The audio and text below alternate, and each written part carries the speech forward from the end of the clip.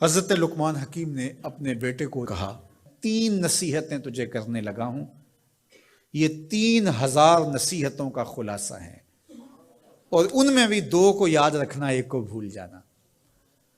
تو بیٹا ہمہ تنگوش ہو گیا، تو حضرت لقمان بولے جو نیکی کی ہے اس کو بھول جانا، جو نیکی کی ہے اس کو بھول جانا، اور موت کو اور اپنے رب کو یاد رکھنا۔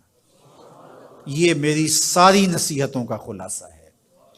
جو نیکی کی ہے وہ بھول جانا، چاہے وہ کسی شخص کے ساتھ کی ہے، چاہے وہ نیکی عبادت کی صورت میں ہے، چاہے وہ ریاضت کی شکل میں ہے، خدمت انسانی ہے، کسی رشتہ دار کے ساتھ نیکی کی ہے، تو کہا بھول جانا جس طرح کی ہوئی نہیں ہے۔ حضرت معاذ بن جبل رضی اللہ تعالیٰ عنہ حضور کے روضہ انور کے سامنے بیٹھ کے رو رہے تھے۔ حضرت عمر گزرے تو پوچھا اے معاذ کیوں رو رہے ہو؟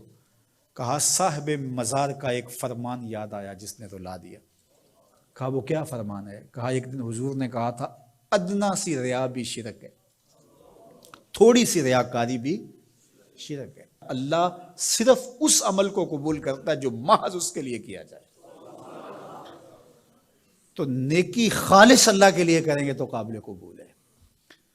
اللہ تعالیٰ غیرت والا ہے، وہ کسی اور کو اپنے ساتھ شریک ہونا پسند نہیں کرتا۔ تو جب بھی نیکی کرو، یہ سلس دین ہے، انما الاعمال بالنیات۔ اس حدیث کو علماء نے کہا ہے 3 حصہ دین کا اس میں ہے کہ اعمال کا دار و مدار نیتوں پہ ہے۔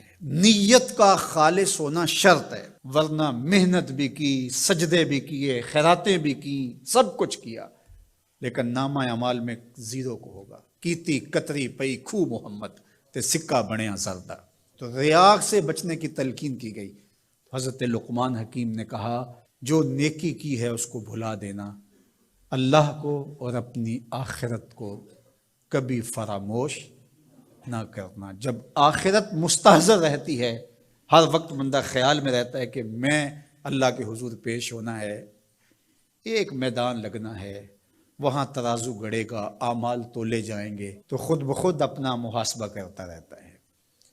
یہاں وہ کچہری خرید سکتا ہے، عدالتیں خریدی جا سکتی ہیں، تھانے یہاں بک جاتے ہیں، یہاں منصف بک جاتے ہیں، لیکن وہاں اللہ کی پولیس نہیں بکے گی، وہاں کے تفتیشی نہیں بکیں گے، وہاں کے تھانے، وہاں کی کچہریاں نہیں بکیں گی، وہاں ترازو پورا وزن تولے گا۔ یوم تبلی السرائر فما لہ من قوت ولا ناصر۔ فرمایا جس دن راز کھول دیے جائیں گے، کوئی کسی کی مدد نہیں کر پائے گا، اور نہ کوئی طاقت سے اپنے عیب کھلنے سے روک سکے گا۔ تو جب مستحضر ہوگا کہ میں اللہ کے حضور پیش ہونا ہے، ایک کچہری لگنی ہے، ایک عدالت لگنی ہے۔ آج مکار آدمی، جھوٹا آدمی، خائن آدمی، بد کردار آدمی بچ کے نکل جاتا ہے، عدالتوں کو چکمے دے جاتے ہیں لوگ، عدالتیں خرید لیتے ہیں، دھمکا لیتے ہیں، سب کچھ ہو جاتا ہے اس دنیا میں۔ طاقتور کی کوئی بات نہیں کرتا، کمزور پھٹے چڑھا دیے جاتے ہیں، لیکن ایک عدالت ایسی لگنے والی ہے جہاں انصاف ہوگا، جہاں عدل ہوگا۔ تو اس لیے کہا کبھی اس کو فراموش نہیں کرنا، اور دوسرا اپنے رب سے کبھی بھی غافل نہیں ہونا۔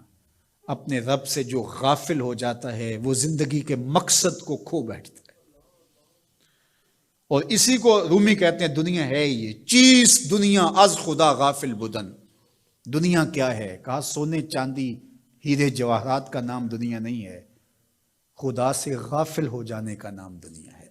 تو اس لیے اللہ کے ذکر سے، اس کی یاد سے، اس سے کبھی بھی غافل نہیں ہونا چاہیے۔ اور اگر کوئی اس سے غافل ہو گیا تو سن لو وَلَا تَكُونُوا كَالَّذِينَ نَسُوا اللَّهَ فَأَنسَاهُمْ أَنفُسَهُمْ أُولَٰئِكَ هُمُ الْفَاسِقُونَ۔ کہا ان لوگوں کی طرح نہ ہو جانا جو خدا سے غافل ہو گئے۔ تو جب وہ خدا سے غافل ہو گئے، اللہ نے انہیں ان کی ذاتوں سے بے خبر کر دیا۔ کسی نے کہا اقبال سے کہ تو نے خود ہی کا سبق کہاں سے لیا تھا؟ کہا قرآن کی اس آیت سے لیا تھا۔ اور یہ بات ذہن میں بٹھا لیں، اپنے لیے بھی اور اپنی اولادوں کی طبع میں راسخ کریں جیسے بھی ہو سکے، کہ ایک چیز کو بھول جانا ہے، جو نیکی ہو گئی بھول گئے، اور اللہ کو بھی یاد رکھنا ہے اور آخرت کو بھی یاد رکھنا ہے۔ یہ چیز یاد رہ گئی تو سمجھ جاؤ خیر ہے، اور اگر یہ 2 چیزیں بھول گئی اور جو بھولنے کی چیز ہے وہ یاد رہی تو سمجھو